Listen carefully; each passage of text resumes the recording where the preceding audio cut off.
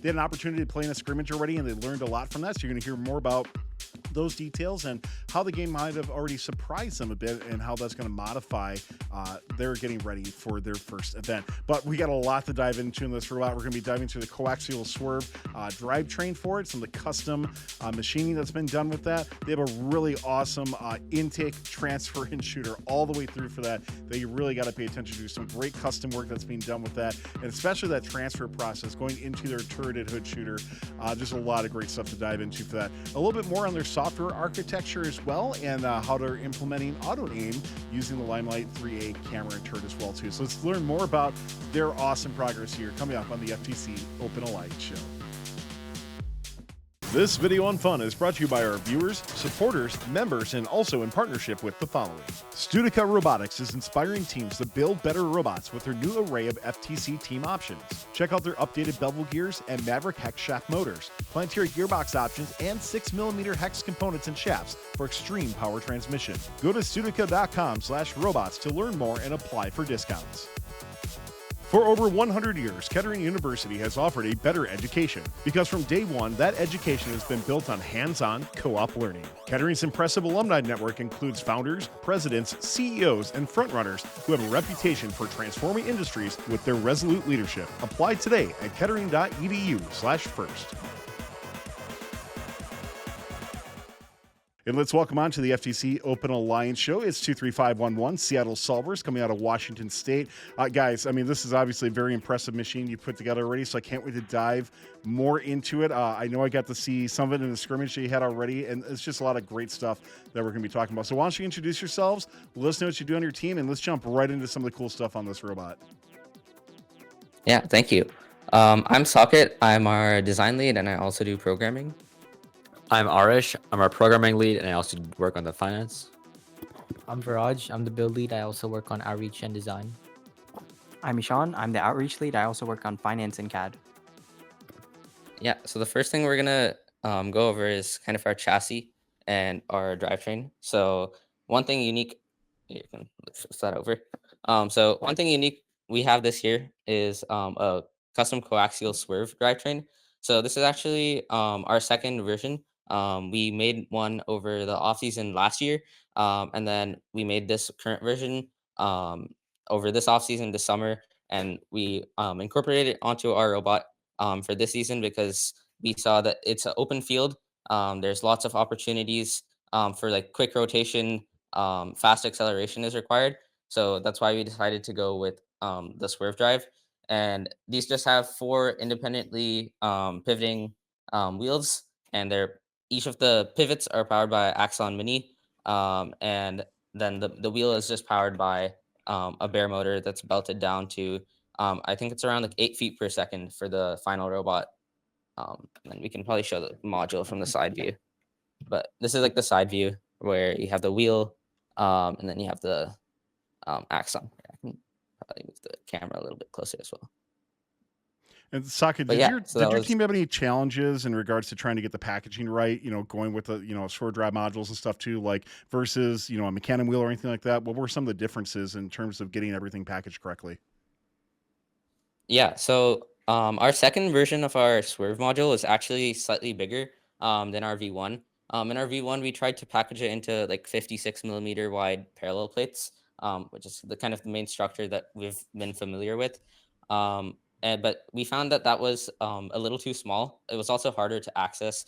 So if we needed to maintain anything, like grease the bevels or anything like that, it was a lot harder as well.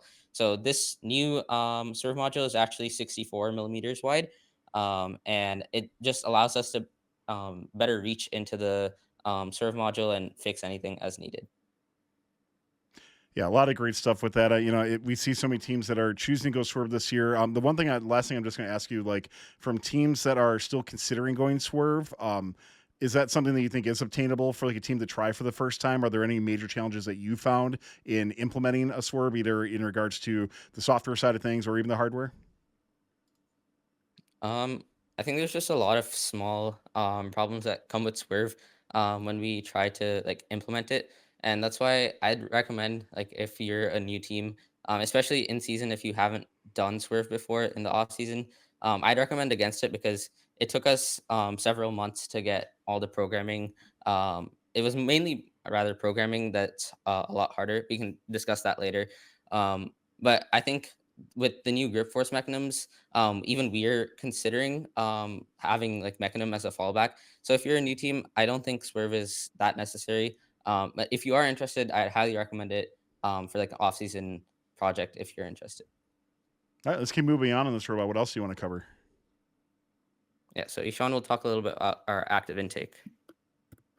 So our active intake this year is essentially a powered it's an active intake. It's a pivoting active intake right here, powered by one Axon Mini. In the center, it's run by 3 stages. The first of which is cat tongue grip tape combined with these Vex mechanism wheels. Now, on the second layer, you'll see here there is some PVC tubing on like these triangular shaped not inserts, but yeah, you have 3 prongs on each side. Some of them are basically just pushing the ball through the center. On the inside, you have sort of a funnel system here that where the ball is pushed towards the center as it's pushed forward, following the path of least resistance. In here, we actually have 2 parallel plates. So one of the main things we were doing this season was trying to focus on weight saving all throughout the bot to make our swerve drive most efficient. So instead of doing like a full filled ramp in here, we have 2 these side by side plates right here. These ones where the ball will just go up onto the final ramp, which is actually held by a locking clamp system here. So you can remove the ball. We have a servo that in the back. Yep. If we can remove the ball from, let's get the camera in through this. Let's get the. Yeah, let's remove. So you can see here there is This ramp pivots up and down. Yep. So it can basically lock itself in whether it can disengage so the ball can't go up the ramp and into the shooter above, or it can engage itself and just allow the ball. It allows us to control when the balls are loading in, allowing us to basically set up our shooter to actually have momentum before we fire. Yeah. So the intake is running at about. Yeah. Sorry. No, go ahead. Finish up.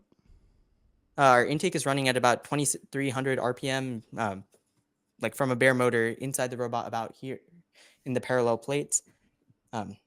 So yeah, we can show the belting.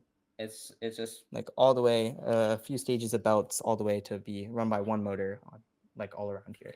All of it's powered by these belts. Yep. I love the super wide intake for things adding on those mechanic wheels. I think it's a really smart play for that, just to get that maximum width that you can.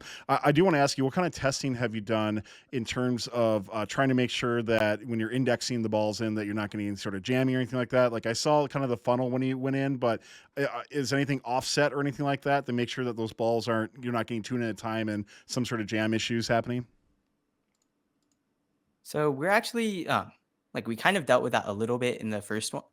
In our first scrimmage, but we're actually adding color sensors range sensors, swift range sensors to detect if the ball is are in or not. If they're getting jammed, we can see we have one pointing back to see whether we have 2 balls in the back or not. We have one pointing horizontally across, so they're going to go on this funnel right here, and basically we can tell if there's not 2 in the back.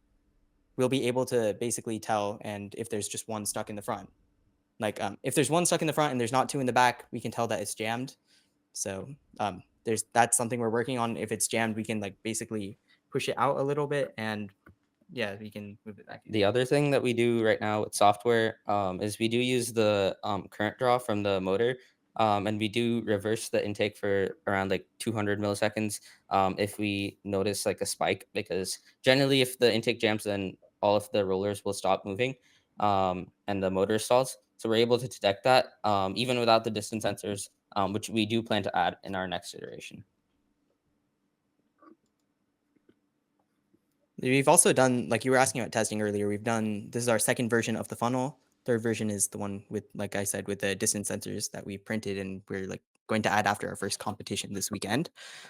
Okay, so yeah, some of the other testing we did was originally we started off just with the central grip tape intake here, just this part, no mechanism wheels. We then added some AliExpress mechanism wheels when we realized like we wanted this to go across wider and we wanted it to actually vector inwards to the intake of our robot. We don't want it to like hit here. So we did add wedges to do that too, but the wedges weren't cutting it by themselves. We added these mechanism wheels. Originally, the AliExpress mechanism wheels, their border, like or the side of that wheel, were kind of just interacting with it rather than the actual rollers. So it's more of the plastic shell around it, and it was then essentially forcing it to go forward rather than sideways as the rollers would want. So we switched to these Vex mechanism wheels here, which if you notice, they're actually connected at the center point of the rollers rather than the sides here. There's no like outer shell. So like you can It's kind just of see. smooth transition. Yep, it's just connected at the center. There's no outer part actually interacting. So it's always vectoring inwards without like forces acting on it in like to go in a different direction. Yep. Let's keep moving on and talk about your turn and launcher next. I really want to hear about how you're getting those balls into the actual turret itself and kind of how all that process works. This is just such a cool design overall, guys. All right, so as Ishan talked about, there's the ramp here which we can open and close that will allow the balls to go up or not. But once it is connected, the balls basically go up, and then it's met with this 96 millimeter Rhino wheel here, which is powered by these two. Can you point the camera? These two these two bear motors. We run it at 42 RPM, 4200 RPM, and we use two motors because it gives us double the torque, so it can accelerate. It can get fast like really quickly, and so that saves us a lot of time. We also have this adjustable hood, which is powered by the servo in the back. It allows us to basically change the angle at which we shoot the ball between 16 to 50 degrees. So that gives us like a lot of like uh we can shoot at different angles. Like if we're at the back, we can shoot at like a flatter angle. If we're at the front, we can shoot at like a more higher angle right here. And then on the top, we also have this Limelight, which Arsh will talk more about later, but essentially just allows us to auto aim the robot by changing the direction of the turret, changing the angle of the hood, and then setting the power accordingly. And then the turret itself we have here, it's powered by two Axon Max servos back here with a 1-to-1 gear ratio. So we can rotate this turret like 240 degrees, 120 in each direction. And we also use the encoders in these servos, which allow us to detect how many degrees has a turret actually turned, since we have that 1-to-1 gear ratio. And then this entire thing is held up by these 4 carbon fiber rods on the ends. They're really light, but they're really strong, which allows us to hold this up effectively. These are the carbon fiber rods, and they're just mounted with 3D printed clamps. They're just hot glued in there. So I'm not sure if I missed this part. How is the ball actually getting into the ramp and then up into the shooter sub? Is it that second roller that's back there on the robot, or what's actually propelling it There's a into third roller right here that's basically a really thin roller This just one right because here. like I said earlier, we're trying to save like a lot of weight. It's like same thing as the first roller, cat tongue grip tape, and like run by same motor again. But it's at this point like past the funnel, we can like see that the ball is kind of centered. So we're able to run it with this one right here. But as we said earlier, there's this like little clamp or sorry, little like locking system here behind the ball, right? The So little system that allows you to like open and close the ramp. So while it'll always be running, the ball will still be unable to move until you. it like, won't be engage able the ball. to counteract gravity to go all the way up into the shooter. Sure. And then as soon as that ramp engages, the ball will make contact with the same roller, and that's how we decide when the ball enters. Okay, that makes a lot of sense for that. So I look forward to kind of as we dive more into the software wise too, in regards to how the shooting process works and how you're making sure that your engines or your motor speeds are all going the way you need to go. Yeah, this is really cool, guys. What do you want to dive into next? Yeah, so we can start off by going to software. So you mentioned making sure our robot speeds are consistent. You want to know it? Yeah. Yeah, so one of the things that we have on our robot is a flywheel velocity PIDF. And what that is doing is that instead of just setting a raw power to the motor, we're setting a target in meters per second of how fast the flywheel motor here should rotate. And that's controlled by the two motors here.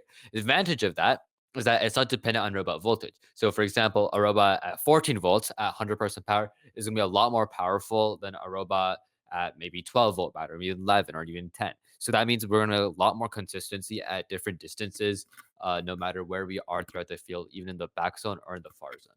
And then we also here are using our command-based solvers lib, which is a fork of the uh, popular library FTC lib that has all these functions with the command-based powers. Yeah, and What this allows us to do is for this is our full teleop example. So it makes it really easy for us to like bind what a gamepad automation is. So for example, one thing that we used at LM0 was a very basic kind of like sequential command group where we're able to basically set the ramp to engage and then also set the turret to face like just straight forward because we didn't have the auto aim ready there and then launch all with just one button press. So that really allows us as drivers to not focus on the robot functionality and rather focus on the game.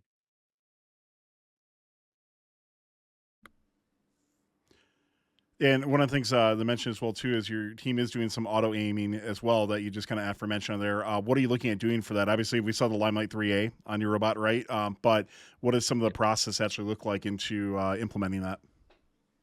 yeah, so the way the Limelight works that we actually have this vertically mounted here, so it's able to see maximize the footage of the April tag.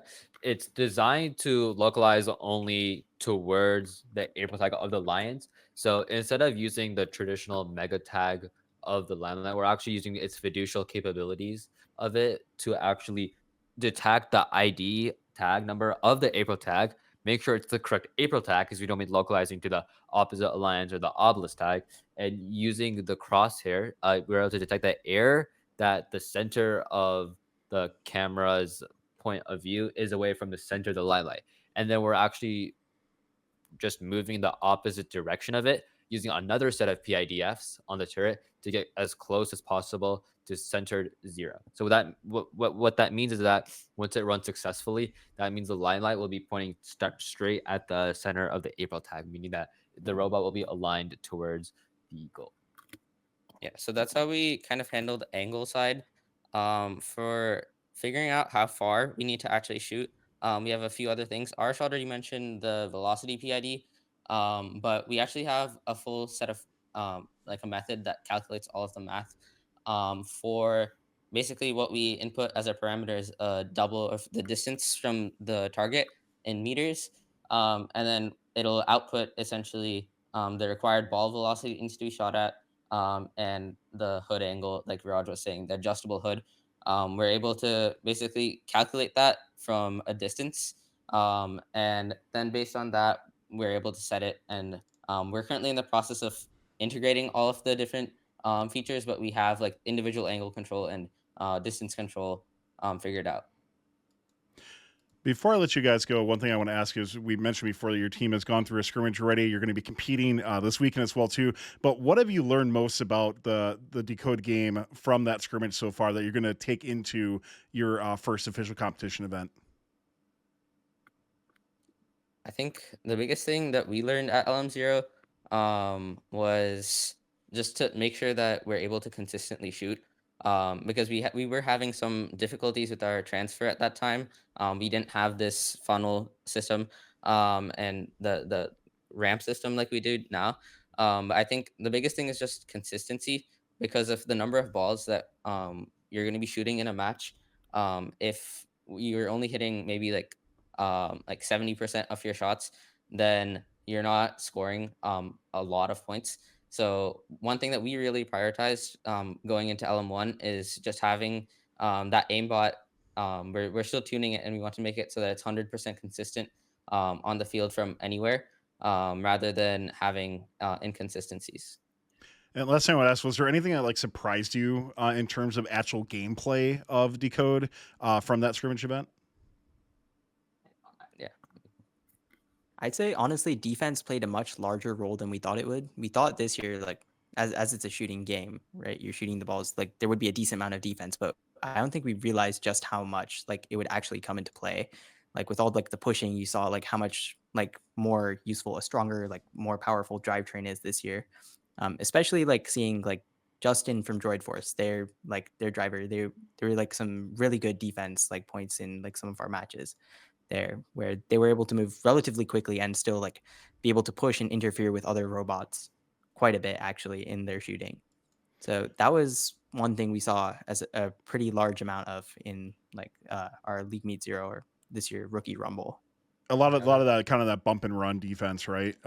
That we've seen over the years. Yeah, definitely. I agree. We're going to see way more of that, I think, as we get into the competition season, for sure. So, Seattle Solvers, thank you so much for taking the time to tell us more about this robot. This is really cool. I mean, everything that's gone into this, obviously, very well thought out, and we can't wait to see how you do in your first official event coming up. So, we wish you best of luck for that.